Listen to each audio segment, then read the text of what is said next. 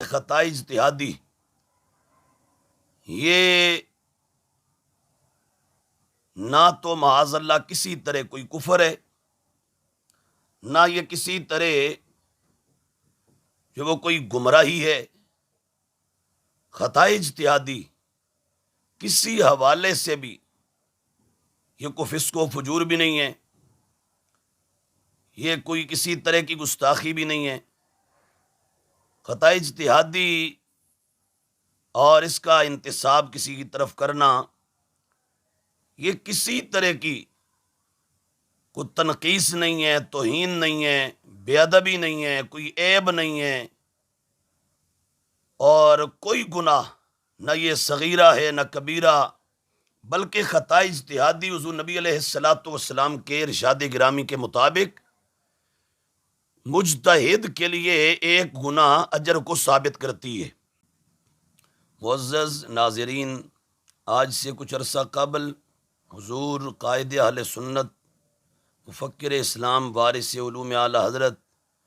مہر الملت والدین، مصلح امت، محدث لاہوری، کنز العلماء، امام اہل سنت حضرت العلام پروفیسر ڈاکٹر مفتی محمد اشرف آصف جلالی مد ظلہ العالی، آپ نے مسئلہ باغ فدق پر گفتگو کرتے ہوئے اس حوالے سے روافض کا رد کیا، اور حضور فاتح قادیاں، قبلہ دل و جاں، امام المسلمین حضرت سیدنا پیر مہر علی شاہ رضی اللہ تعالی عنہ، آپ کی کتاب تصفیہ ما بین سنی و شیعہ سے اس مسئلہ کو واضح کرتے ہوئے حضرت سیدہ طیبہ طاہرہ فاطمۃ الزہرا رضی اللہ تعالی عنہا کی جانب خطا اجتہادی کا انتساب کیا، تو اس پر روافض کی جانب سے بہت شور و غوغا کیا گیا اور بہت زیادہ پروپیگنڈا ہوا، جس کا الحمدللہ تعالی اہل حق، اہل سنت و جماعت کے دنیا بھر کے ذمہ دار علماء، مشائخ، عوام و خواص سب نے ڈٹ کر مقابلہ کیا، اور پھر مرکز اسلام، مرکز اہل اسلام، مرکز اہل حق، مرکز اہل سنت و جماعت بریلی مقدسہ سے قبلہ کنز العلماء مد ظلہ العالی کی حمایت میں پروپر ایک فتویٰ جاری ہوا، اور میرے مرشد گرامی حضور قائد ملت اسلامیہ شیخ الاسلام والمسلمین شہزادہ حضور سیدی اعلی حضرت رضی اللہ تعالیٰ عنہ، جان نشین حضور سیدی تاج الشریعہ رضی اللہ تعالیٰ عنہ، حضرت سیدنا الشاہ امام مفتی محمد اسجد رضا خان متعن اللہ بطول حیاتہ، آپ نے بھی قبلہ کنز العلماء مد ظلہ العالی کے حوالے سے اپنا ایک تائیدی بیان جاری فرمایا۔ ایک بات تو یہ کہ خطا اجتہادی یہ نہ تو معاذ اللہ کسی طرح کوئی کفر ہے، نہ یہ کسی طرح جو وہ کوئی گمراہی ہے۔ خطا اجتہادی کسی حوالے سے بھی یہ کوئی فسق و فجور بھی نہیں ہے، یہ کوئی کسی طرح کی گستاخی بھی نہیں ہے۔ خطا اجتہادی اور اس کا انتساب کسی کی طرف کرنا، یہ کسی طرح کی کوئی تنقیص نہیں ہے، توہین نہیں ہے، بے ادبی نہیں ہے، کوئی عیب نہیں ہے، اور کوئی گناہ نہ یہ صغیرہ ہے نہ کبیرہ، بلکہ خطا اجتہادی حضور نبی علیہ الصلاۃ والسلام کے ارشاد گرامی کے مطابق مجتہد کے لیے ایک گناہ اجر کو ثابت کرتی ہے۔ یہ میرے پاس صحیح بخاری ہے، اور اس میں حضور رسالت مآب تاجدار کائنات صلی اللہ تعالی علیہ وآلہ وصحابہ وبارک وسلم کے ارشاد گرامی ہے، اور بخاری کی حدیث نمبر 7352 ہے۔ اسی طرح مسلم کے اندر بھی یہ حدیث موجود ہے، صحیح مسلم میں، اور صحیح مسلم کے ساتھ ساتھ یہ صحیح مسلم میں بھی موجود ہے، اور اسی طرح اپنا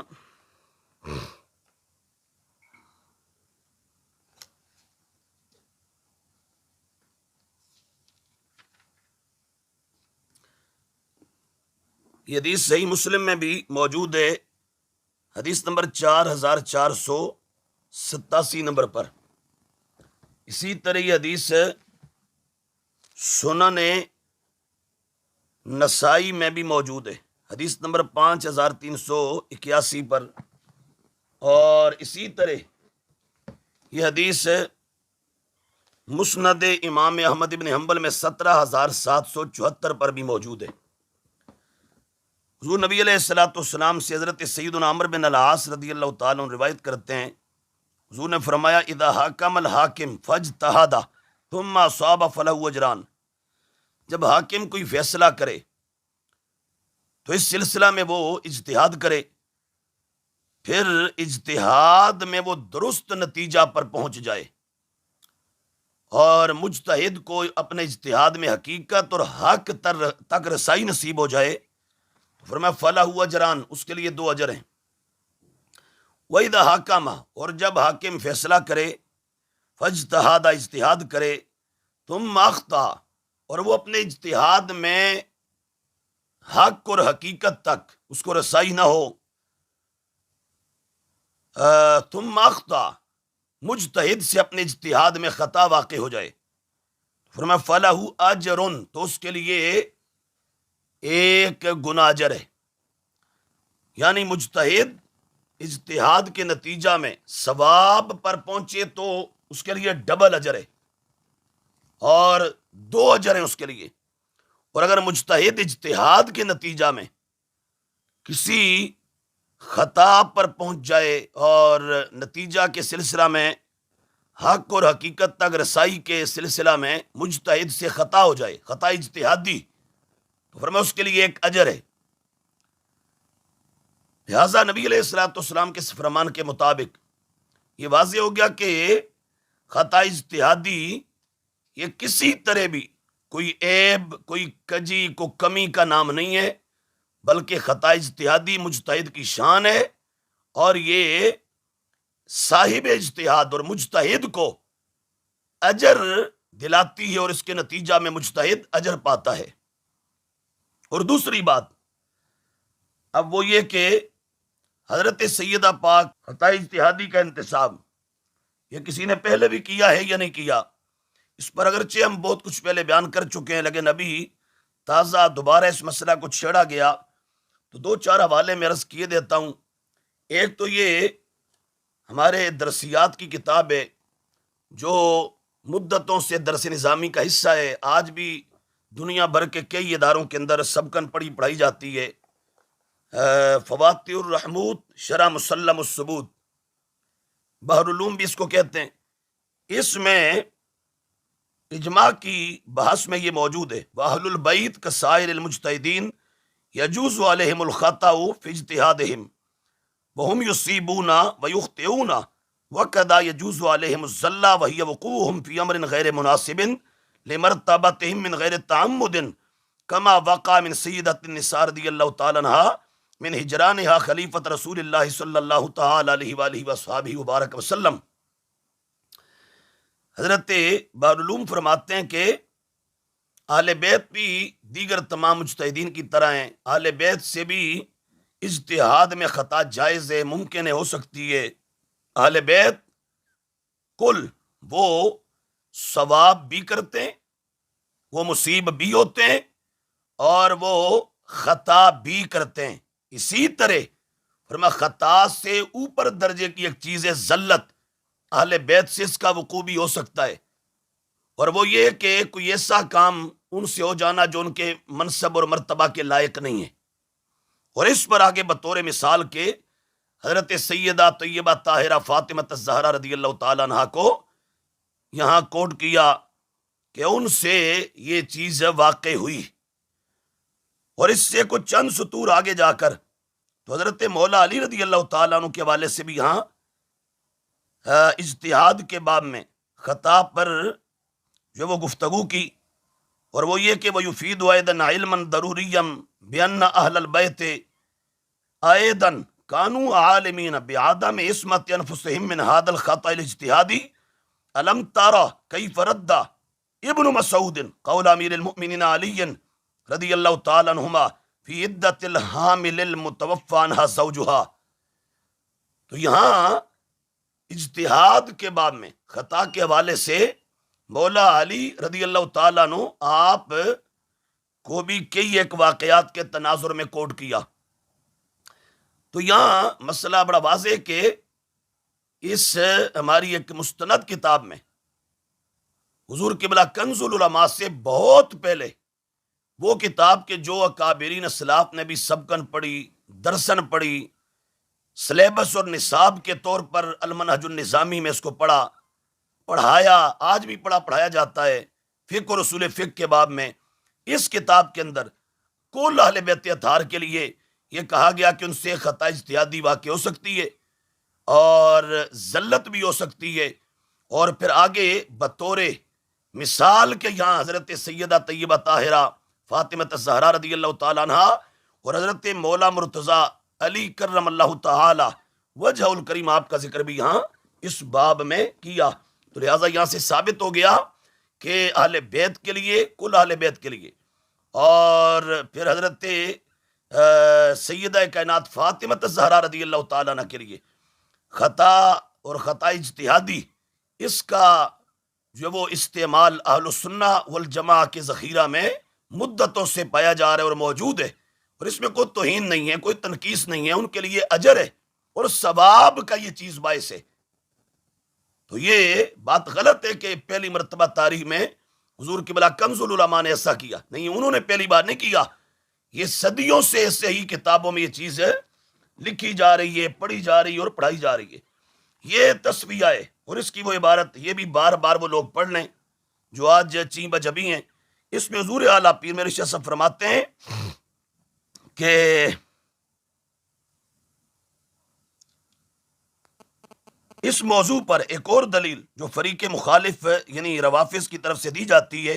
وہ یہ ہے کہ اللہ تعالیٰ نے بموجب آیت تطہیر اہل بیت علیہم رضوان کو پاک گردانا ہے، لہٰذا سیدۃ النساء رضی اللہ تعالیٰ عنہ فدق کا دعویٰ کرتے ہوئے کسی ناجائز امر کی مرتکب نہیں ہو سکتی۔ یعنی روافظ یہ کہتے ہیں کہ آیت تطہیر سیدہ پاک کے بارے میں آئی ہے، لہٰذا وہ کسی بھی ناجائز کام کا مطالبہ اور ارتکاب کر ہی نہیں سکتی۔ گویا دوسرے لفظوں میں وہ یہ کہنا چاہ رہے ہیں کہ آیت تطہیر کے روشنی میں اہل بیت اور سیدہ پاک وہ معصوم ہیں۔ تو اس کا حضرت پیر میرے شیخ صاحب نے جواب دیا اور رد کیا، اور رد کرتے ہوئے آپ فرماتے ہیں کہ اس کا تفصیلی جواب آگے چل کر آیت تطہیر کی فصل میں دیا جائے گا۔ یہاں اتنا کہہ دینا کافی ہے کہ آیت تطہیر کا مطلب ہرگز یہ نہیں کہ یہ پاک گروہ معصوم ہے۔ اس جملے میں آپ نے ایک تو وہ روافظ ایران والا ٹولہ ان کا بھی رد کیا، اور موجودہ آج کے عہد میں کچھ اہل سنت سے بغاوت کرنے والے جو لوگ ہیں اور روافظ کے ہرکارے، ان کا بھی آپ نے رد کیا کہ آیت تطہیر کا ہرگز یہ مطلب نہیں کہ یہ پاک گروہ معصوم ہے اور ان سے کسی قسم کی بھی خطا کا سرزد ہونا ناممکن ہے۔ فرمایا ایسا نہیں ہے، ہم اس کو نہیں مانتے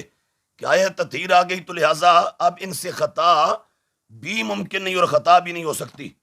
آپ نے اس کا رد فرمایا، اور یہاں اہل بیت اطہار کے لیے اور سیدہ پاک کے لیے باغ فدق کے قضیہ میں خطا کا لفظ حضرت پیر میرے شیخ صاحب نے استعمال کیا۔ اور اس کے بعد یہ کتاب ہے میرے پاس حضرت پیرزادہ نصیر الدین نصیر گولڑوی کی، اور کتاب کا نام ہے نام و نسب۔ اس میں انہوں نے کئی ایک صفحات پر یہ بحث کی ہے، میں ایک اقتباس پیش کیے دیتا ہوں۔ پیر نصیر الدین نصیر گولڑوی وہ کہتے ہیں آیا تطہیر کا ہرگز یہ آیا تطہیر کا یہ مطلب نہیں کہ یہ پاک گرو معصوم ہے اور اس سے صدور خطا ناممکن ہے، کا یہ مطلب نہیں ہے، اور ہم اس کو نہیں مانتے۔ تیسرا، یہاں بھی خطا کا لفظ اہل بیت کے لیے انہوں نے استعمال کیا۔ تیسرا، یہ کتاب ہے میرے پاس طریق الفلاح فی مسئلۃ الکف للنکاح، سید زادی کا غیر سید کے ساتھ عقد نکاح جائز ہے۔ پیر نصیر الدین نصیر گولڑوی نے مستقل کچھ 450 صفحات پر مشتمل یہ کتاب لکھی اس موضوع پر کہ سید زادی کا غیر سید سے نکاح ہو سکتا ہے، اور اس کتاب کے شروع میں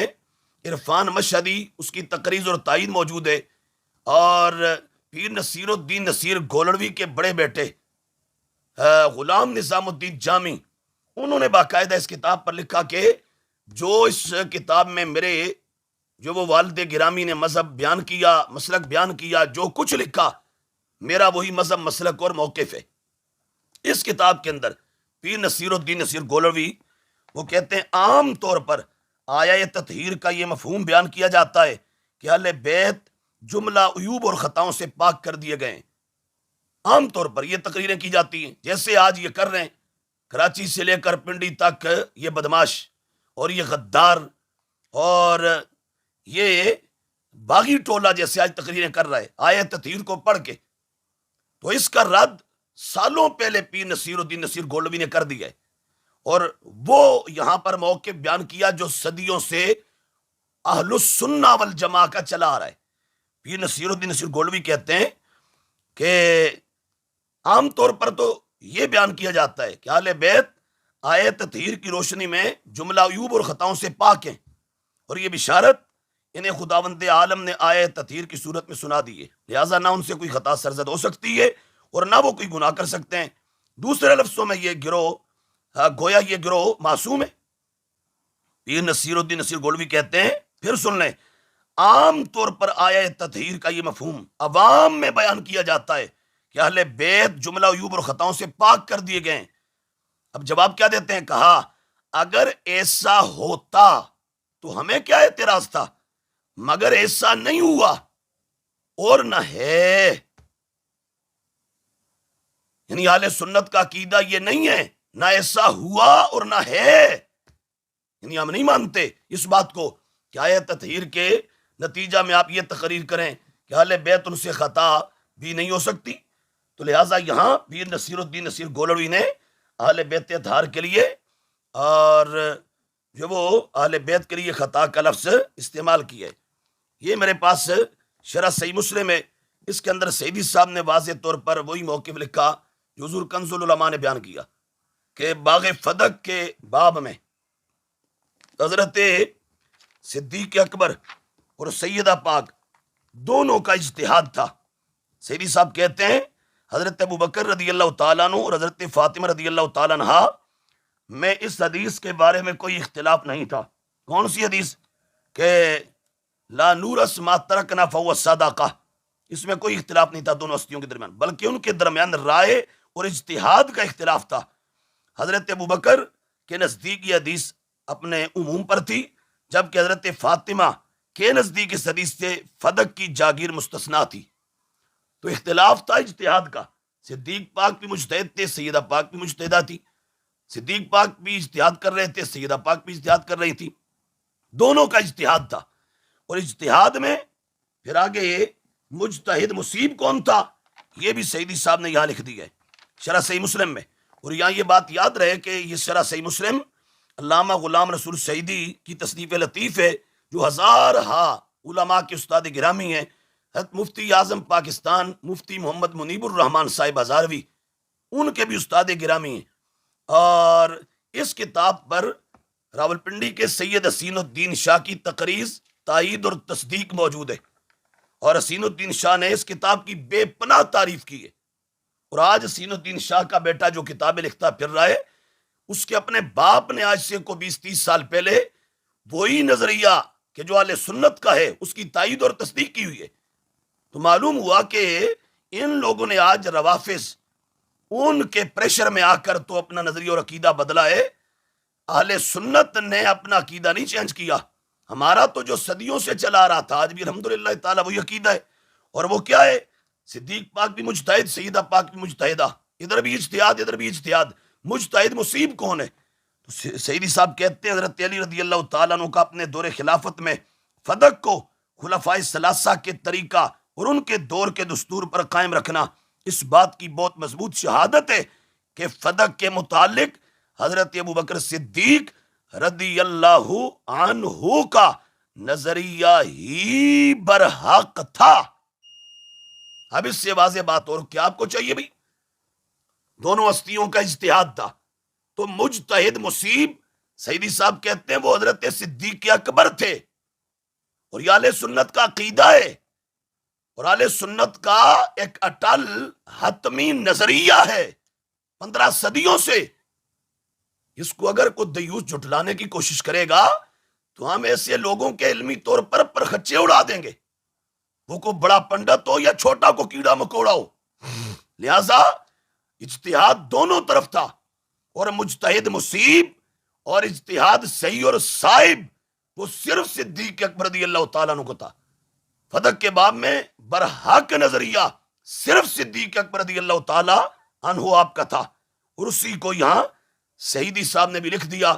تو جب صرف صدیق کا نظریہ ہی برحق تھا اجتہادی طور پر، تو دوسری طرف پھر کیا کریں گے؟ معاذ اللہ وہاں پھر کوئی خطائی انادی کا انتصاب کرے گا؟ ہرگز نہیں، قطعاً نہیں، کبھی بھی نہیں. تو اس طرف پھر خطائی اجتہادی کا قول لامحالہ ہوگا. اور اس میں کسی طرح کی کوئی تنقیص شان اور توہین ذات معاذ اللہ نہیں ہے. اس لیے کہ خطا اجتہادی نبی علیہ السلام کے ارشاد کے مطابق وہ بندے کے لیے اجر اور فضیلت کا باعث بنتی ہے. اب آ جائیں سیدہ پاک رضی اللہ تعالی عنہ، آپ سے افضل ہم ہستی کا یہاں ایک حوالہ دیتے ہیں. آپ سے افضل ہمارا اہل سنت کا عقیدہ ہے انبیاء کرام اور رسول اعظام علیہ السلام کے بعد افضل ترین ہستی صدیق اکبر کی ہے، پھر حضرت عمر کی ہے، پھر حضرت عثمان ہے، پھر مولا علی ہیں، پھر سیدہ پاک ہیں، سیدہ فاطمہ پاک، پھر حسن پاک، حسین پاک، دیگر عشرہ مبشرہ، پھر باقی صحابہ رضی اللہ تعالی عنہم بالرضا السرمدی. تو مولا علی رضی اللہ تعالیٰ عنہ اہل سنت کے عقیدہ کے مطابق سیدہ پاک سے افضل ہیں، اعلیٰ ہیں، ان کا مقام بلند ہے. یہ تسویہ ما بین سنی و شیعہ، اس میں حضرت پیر مہر علی شاہ صاحب نے مولا علی رضی اللہ تعالیٰ عنہ کی طرف لغزش کی نسبت کی ہے اور اس پر 2 روایتیں کوٹ کی ہیں، 2 حدیثیں یہاں پر مولا علی کے والے سے بیان کی ہیں. پیر مہر علی شاہ صاحب نے سید، اولاد غوث اعظم، اولاد حسنین کریمین، اولاد مولا مرتضی،